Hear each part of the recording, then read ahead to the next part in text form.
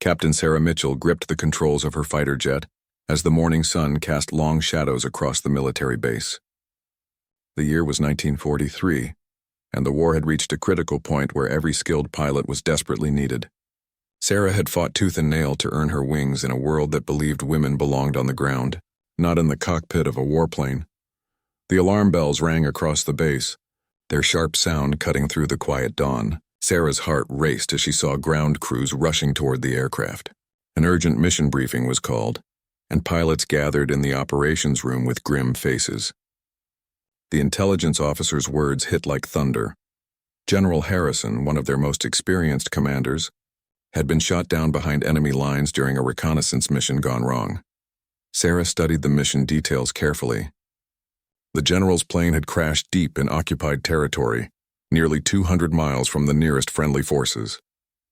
Enemy fighters patrolled the area heavily, and ground troops were already searching for the downed pilot. Time was running out fast. The longer the general remained in enemy territory, the greater the risk of capture, interrogation, and worse. Most of the experienced male pilots were already deployed on other crucial missions. The base commander looked around the room with desperate eyes, knowing that sending anyone into that death trap was almost certainly a suicide mission. The enemy had established a strong presence in that region, with anti-aircraft guns positioned strategically and fighter squadrons ready to intercept any rescue attempt. Sarah stepped forward without hesitation. Her voice was steady despite the magnitude of what she was volunteering for. She had trained for years, mastering every aspect of aerial combat and navigation. Her fellow pilots exchanged uncertain glances, some doubting whether she could handle such a dangerous solo mission. The base commander initially refused, explaining that the risk was too great and that backup might be available in a few hours. But Sarah knew that waiting meant certain death or capture for General Harrison. She argued her case with passion and logic, pointing out her excellent flight record and her intimate knowledge of the enemy territory from previous reconnaissance flights. Her determination was infectious, and gradually the room fell silent as everyone realized she might be their only hope. The commander finally gave his reluctant approval, but not without conditions. Sarah would fly alone to avoid detection, carry minimal fuel to stay light and fast, and attempt the rescue only if the situation seemed manageable. If enemy resistance proved too strong, she was ordered to abandon the mission and return to base immediately.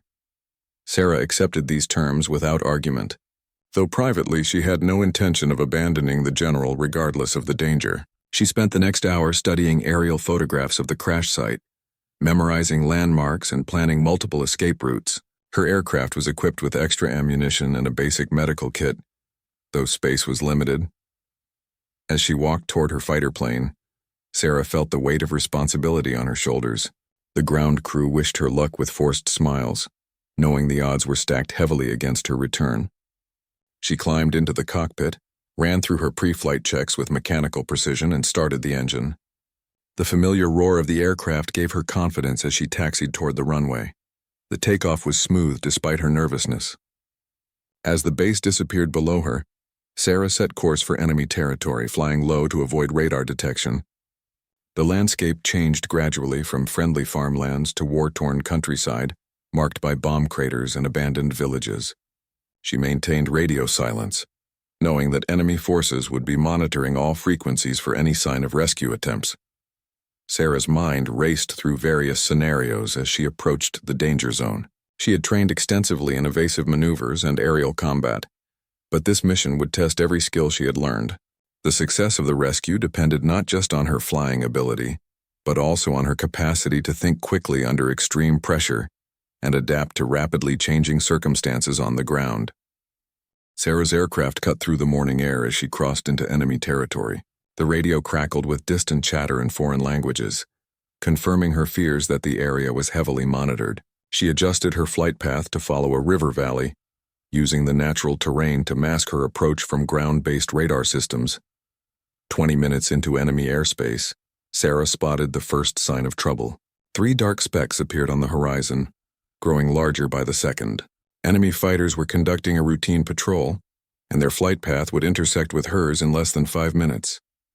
Sarah's pulse quickened as she evaluated her options, knowing that engagement would compromise the entire rescue mission. She banked hard to the right, diving toward a thick cloud formation that offered temporary concealment. The enemy fighters passed overhead, their engines roaring ominously as they continued their patrol pattern. Sarah waited in the clouds for several tense minutes, watching her fuel gauge and calculating whether she had enough reserves to complete the mission and return home safely. When the coast was clear, Sarah resumed her course toward the crash site. The intelligence reports had indicated that General Harrison's plane had gone down near a small farming village, surrounded by dense forest. As she approached the coordinates, Sarah could see the telltale signs of a crash, a clearing in the trees where the aircraft had carved its destructive path, and wisps of smoke still rising from the wreckage. Sarah circled the area at a safe distance, studying the terrain through her binoculars. The general's fighter plane lay crumpled against a grove of trees, its wings torn and fuselage badly damaged. More concerning were the tire tracks and footprints around the crash site, indicating that enemy ground forces had already discovered the wreckage and were actively searching for the pilot. Through careful observation, Sarah spotted movement in the forest approximately half a mile from the crash site. A small group of enemy soldiers was conducting a systematic search, moving through the undergrowth with trained efficiency. Their presence meant that General Harrison was still alive and hiding somewhere in the area. But time was running out before they would find him. Sarah needed to locate the general quickly while avoiding detection by both air and ground forces. She flew a wider circle around the area, looking for any sign of the downed pilot. Military training had taught all pilots to seek high ground and create signal markers when shot down behind enemy lines. But the heavily forested terrain made spotting such signals extremely difficult. After 20 minutes of fruitless searching, Sarah made a dangerous decision. She would have to fly lower and slower, despite the increased risk of being spotted or shot down by ground fire. As she descended to treetop level, the details of the forest became much clearer. She could see animal paths, small clearings, and even individual trees with enough detail to spot anything unusual. That's when she saw it.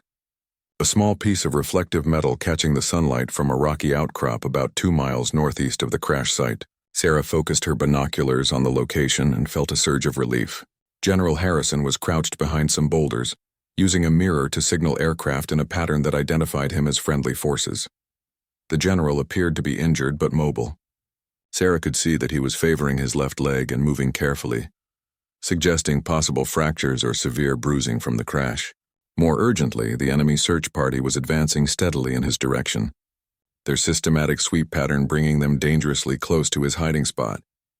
Sarah had found her target, but now faced the seemingly impossible task of extracting him from hostile territory while outnumbered and outgunned.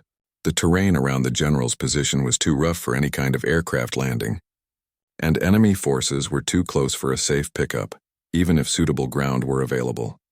She began formulating a desperate plan as she climbed back to a safer altitude.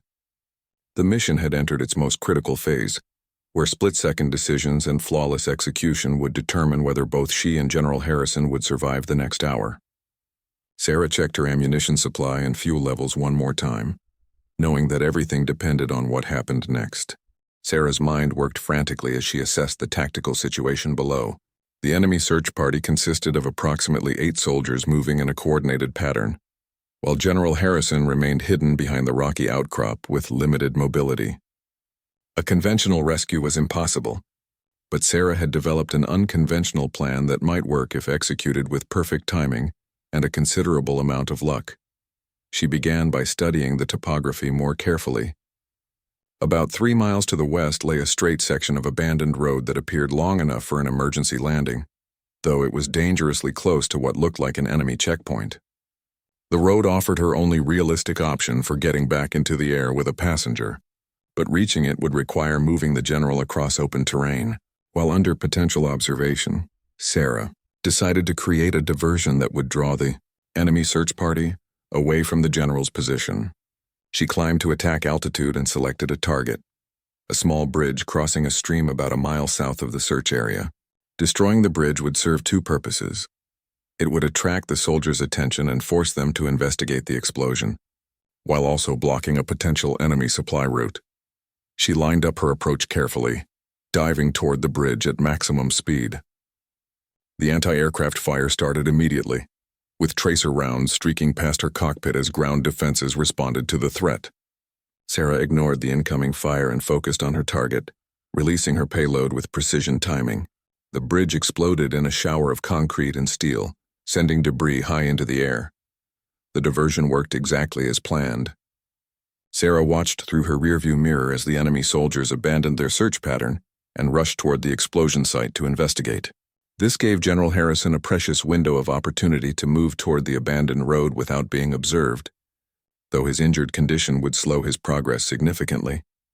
Sarah circled back toward the general's position, flying low over the rocky outcrop where he had been hiding. She could see him emerging from behind the boulders and beginning his difficult journey toward the rendezvous point. His movements were clearly painful and labored, confirming her assessment that he had sustained significant injuries in the crash. The biggest challenge now was time. Sarah estimated that the enemy soldiers would spend 10 to 15 minutes investigating the bridge explosion before resuming their search for the downed pilot. General Harrison needed at least 20 minutes to cover the distance to the road given his physical condition, which meant Sarah would need to create additional diversions to keep the enemy occupied. She selected her second target, a fuel depot visible about 2 miles northeast of the original search area. The facility appeared to contain several large storage tanks and would create a spectacular explosion that should draw attention from across the region. Sarah approached from a different angle this time, hoping to confuse enemy air defenses about her intentions and flight pattern. The fuel depot erupted in a massive fireball when her ordnance found its mark. The explosion was so large that Sarah felt the shockwave rock her aircraft even from a safe distance. Black smoke billowed hundreds of feet into the air, creating a pillar that would be visible for miles in every direction. Enemy forces throughout the area would undoubtedly converge on this new crisis, buying additional time for the general's escape. As Sarah pulled away from the burning depot, her radio crackled with urgent enemy communications. She couldn't understand the foreign language, but the tone and volume suggested panic and confusion among ground forces. Multiple units were being redirected to deal with the apparent coordinated attack on their infrastructure, exactly what she had hoped to achieve. Sarah flew back toward the abandoned road to check on General Harrison's progress. She was relieved to see him more than halfway to the rendezvous point, though he was moving even more slowly than before. The physical exertion of crossing rough terrain with injured legs was clearly taking its toll, and Sarah worried that he might collapse before reaching safety. More concerning was the appearance of a new threat on the horizon. A pair of enemy fighters had been scrambled to investigate the attacks and were approaching the area rapidly. Sarah realized that her diversionary tactics had succeeded too well, attracting more attention than she had anticipated. She would now have to deal with aerial combat, while simultaneously coordinating the general's rescue, a challenge that pushed her skills to their absolute limit. The two enemy fighters approached from the northeast, their sleek silhouettes cutting through the morning sky with deadly purpose. Sarah knew immediately that she was outmatched in terms of firepower and numbers, but she had advantages in local knowledge and the element of surprise. The enemy pilots were expecting to find the source of the ground attacks, not engage in air-to-air combat with a lone fighter. Sarah positioned herself between the incoming aircraft and General Harrison's location, determined to prevent them from discovering the rescue operation. She climbed rapidly to gain altitude advantage while keeping the sun at her back, a classic fighter pilot tactic that would make her difficult to spot until the last possible moment. The first enemy pilot spotted her just as Sarah began her attack dive. She opened fire with her machine guns, sending a stream of bullets toward the lead aircraft. The enemy fighter banked hard to avoid her fire, but Sarah had anticipated the maneuver and adjusted her aim accordingly. Her shot struck the aircraft's wing, causing visible damage but not enough to bring it down.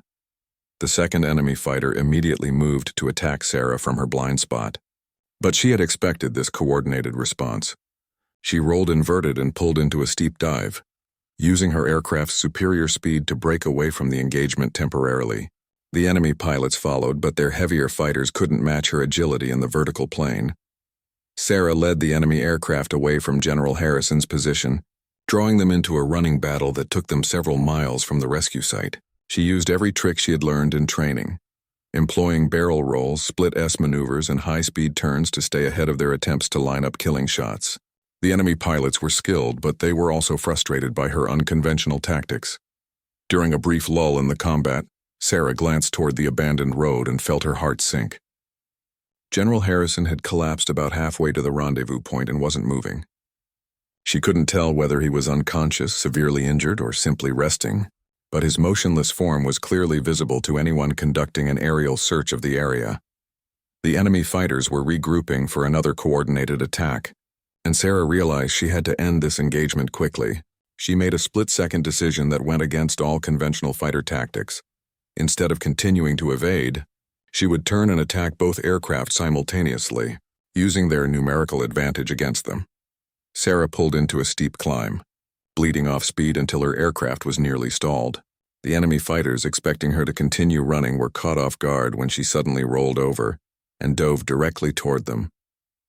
Her unexpected aggression forced both pilots to break formation to avoid a collision, giving her the opening she needed. She targeted the damaged aircraft first, knowing that its injured wing would limit the pilot's maneuverability. Sarah's burst of gunfire was perfectly aimed, striking the enemy fighter's engine compartment and causing it to burst into flames. The pilot ejected successfully, but his aircraft was finished, tumbling earthward, trailing black smoke. The remaining enemy pilot was now alone against Sarah, but he was also angry and determined to avenge his wingman.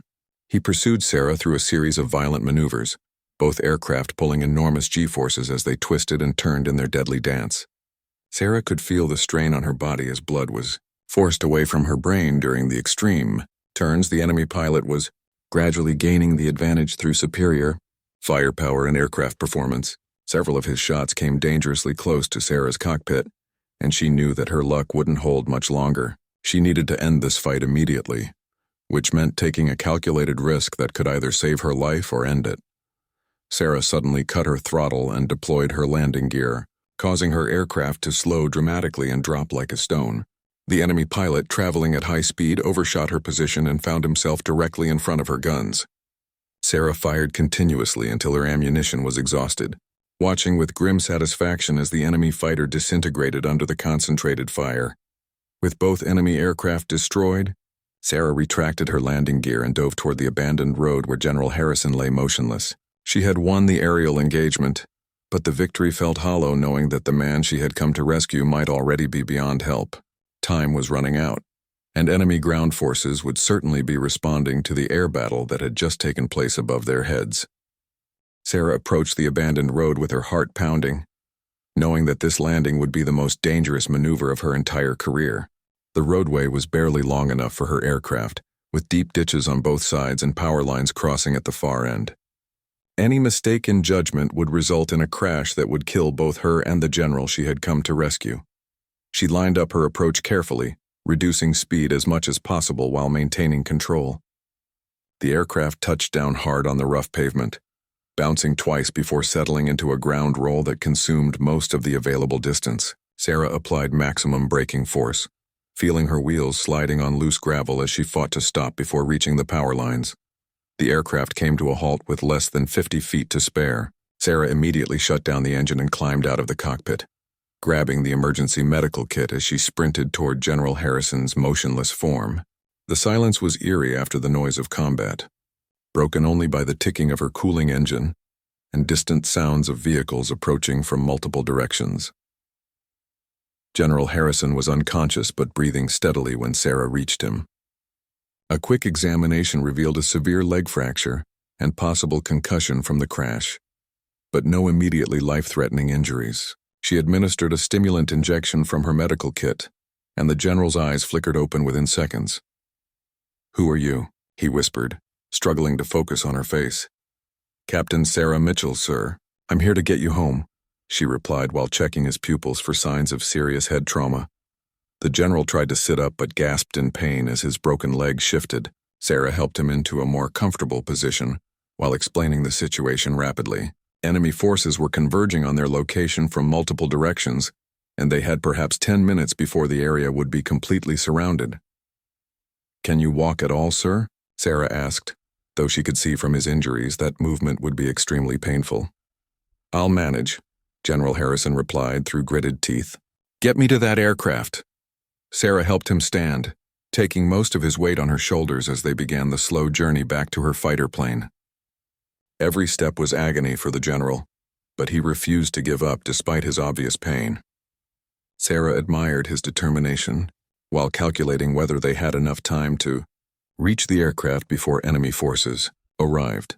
They had covered about half the distance when the sound of approaching vehicles became unmistakable. Sarah could see dust clouds on the horizon from at least 3 different directions, indicating that enemy units were closing in rapidly. She and the general would never reach the aircraft in time at their current pace.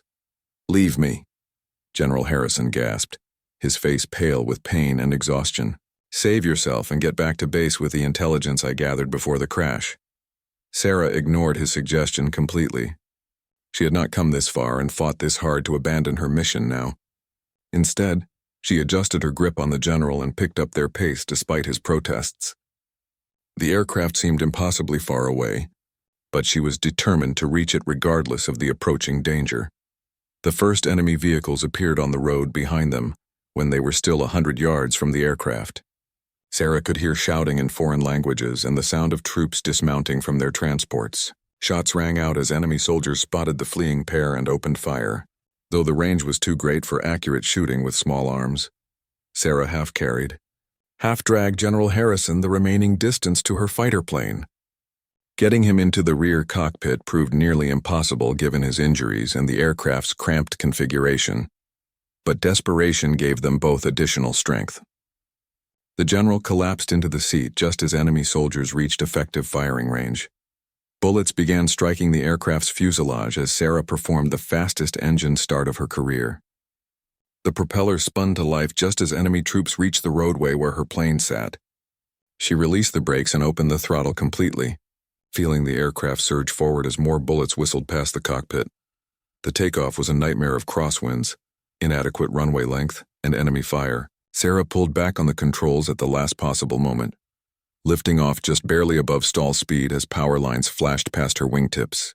Behind them, frustrated enemy soldiers continued firing uselessly at the rapidly climbing aircraft. General Harrison had lost consciousness again during the violent takeoff, but Sarah could see that he was still breathing. She set course for home base, flying as fast as possible while monitoring her fuel consumption carefully. The return journey would be a race against time, mechanical failure, and the general's deteriorating medical condition. The return flight became a test of endurance for both Sarah and her unconscious passenger. General Harrison's breathing had become shallow and irregular, suggesting that his injuries were more severe than initially apparent. Sarah flew as smoothly as possible to minimize stress on his damaged body, but the aircraft had sustained battle damage that made stable flight increasingly difficult. Several bullet holes in the fuselage had disrupted the aircraft's aerodynamics, causing unusual vibrations and a tendency to pull to the left. Sarah had to maintain constant pressure on the controls to keep them on course, while also monitoring engine performance for signs of damage to critical systems. Oil pressure was dropping slowly but steadily, indicating possible damage to the lubrication system. 20 minutes into the return journey, Sarah spotted trouble on the horizon. A formation of enemy fighters was approaching from the northeast, apparently scrambled in response to reports of a rescue mission. These pilots would be fresh and well-armed. While Sarah's aircraft was damaged and her ammunition completely exhausted from the earlier engagement, Sarah pushed her damaged aircraft to maximum speed, but the enemy fighters were rapidly closing the distance. She estimated that they would intercept her course in less than 10 minutes, well before she could reach the safety of friendly airspace. The only advantage she possessed was intimate knowledge of the terrain below, knowledge that might provide options for survival. She descended toward a mountain valley that offered some concealment from radar while also providing potential escape routes through narrow canyons that larger aircraft couldn't navigate safely.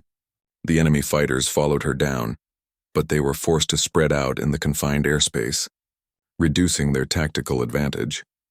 The lead enemy aircraft opened fire as soon as it achieved effective range, sending a stream of bullets past Sarah's cockpit. She threw her damaged fighter into a series of desperate evasive maneuvers, using the mountainous terrain to break up their attack formation. Several shots struck her aircraft, causing additional damage to already stressed systems.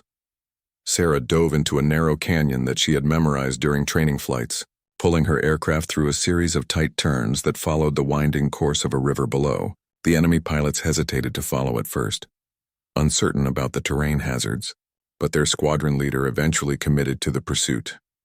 The canyon walls closed in around them as Sarah flew deeper into the mountain range, her aircraft barely 50 feet above the rushing water.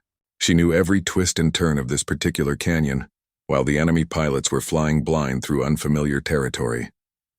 This knowledge would be her salvation if she could exploit it properly. The critical moment came when the canyon branched into two separate courses. Sarah took the left branch without hesitation, knowing that it led to a hidden valley with multiple exit routes. The enemy formation split up, with 2 aircraft following her while the others explored the right branch. This division of their forces gave Sarah the advantage she desperately needed. The left branch narrowed dramatically about 2 miles ahead. With rock walls closing in until there was barely room for a single aircraft, Sarah had flown through this passage many times during training, but always in perfect weather with a fully functional aircraft. Now she was attempting the same maneuver with battle damage, an unconscious passenger, and enemy fighters in hot pursuit. She threaded her aircraft through the narrow passage with inches to spare on either side, holding her breath as rock walls flashed past her wingtips. Behind her, the enemy pilots realized too late that they were trapped in a canyon with no room to maneuver. One aircraft clipped the canyon wall and exploded in a fireball, while the other pilot pulled up desperately and barely escaped the confining passage. Sarah emerged from the canyon into friendly airspace with her pursuer far behind and her fuel gauge approaching empty. The home base was still 30 miles away, and General Harrison's condition appeared to be deteriorating rapidly. She radioed ahead for an emergency medical team while pushing her damaged aircraft to its absolute limits. The final approach to the airfield was complicated by hydraulic failure that made controlling the aircraft nearly impossible. Sarah fought with unresponsive controls as the runway grew larger ahead of her, knowing that she would have only one chance to get the landing right. Both their lives depended on her ability to bring the crippled fighter safely to Earth, despite multiple system failures and combat damage. The runway appeared ahead through Sarah's cracked windscreen as she struggled with increasingly unresponsive flight controls. Her aircraft was barely maintaining altitude, with engine temperature climbing into the red zone and multiple warning lights flashing across her instrument panel. Behind her, General Harrison remained unconscious, his breathing so shallow that she could barely detect it over the noise of the failing engine. Sarah lined up her approach as best she could with limited control authority. The hydraulic system had failed completely, forcing her to rely on manual trim tabs and raw physical strength to keep the aircraft stable. Emergency vehicles were already positioned along the runway, their crews ready to respond to what everyone expected would be a catastrophic crash landing. The aircraft touched down hard, bouncing violently before slamming back onto the runway surface. Sarah fought to maintain directional control as the damaged landing gear threatened to collapse under the impact forces. The left wheel assembly finally gave way halfway down the runway, causing the aircraft to veer sharply and leaving a trail of sparks as metal scraped against concrete. The crippled fighter finally ground to a halt in a cloud of dust and smoke. Sarah immediately shut down all systems and turned to check on General Harrison, who was still strapped in his seat, but showing no signs of consciousness. Medical personnel swarmed the aircraft within seconds, carefully extracting the injured general and rushing him toward the waiting ambulance. Sarah climbed out of her cockpit on shaking legs, suddenly aware of how close they had both come to death multiple times during the mission. Her aircraft was a wreck, riddled with bullet holes and damaged beyond any hope of repair. That she had managed to fly it home at all was nothing short of miraculous, though she attributed their survival more to luck than skill. The base commander arrived as medical teams worked on General Harrison. His expression showed a mixture of relief, amazement, and concern as he surveyed the destroyed aircraft and questioned Sarah about the mission details. She provided a brief summary of events while watching anxiously as the general was loaded into the ambulance for transport to the base hospital. Over the following hours, the full scope of Sarah's achievement became clear. Intelligence officers debriefed her extensively about enemy positions, defenses, and troop movements she had observed during the rescue mission.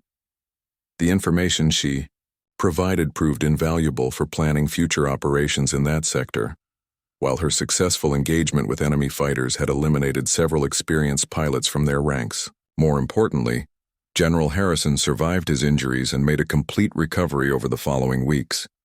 The intelligence he had gathered before being shot down proved crucial to Allied operations in the region, leading to several successful missions that might otherwise have failed. His rescue had prevented sensitive military information from falling into enemy hands, while preserving the life of an irreplaceable military leader. Sarah's heroic actions earned her immediate promotion and several prestigious military decorations, though she remained characteristically modest about her accomplishments.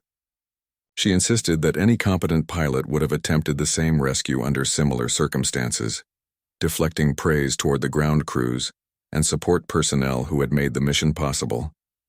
The successful rescue also marked a turning point in military attitudes toward female combat pilots. Sarah's performance under extreme pressure had demonstrated conclusively that gender was irrelevant when it came to courage, skill, and dedication to duty. Her example opened doors for countless other women who wished to serve their country in combat roles previously denied to them. Years later, military historians would study Sarah's mission as a textbook example of innovation, determination, and tactical brilliance under impossible odds. Her ability to adapt to rapidly changing circumstances while maintaining focus on the primary objective became a standard case study in military academies around the world. Sarah continued flying combat missions throughout the war, participating in numerous operations that helped secure final victory. She never forgot the lessons learned during that desperate rescue mission, that impossible odds could be overcome through careful planning, creative thinking, and absolute refusal to abandon those who depended on her courage. Her legacy inspired generations of military aviators who followed in her pioneering footsteps, proving that heroism knows no boundaries when faced with the call of duty.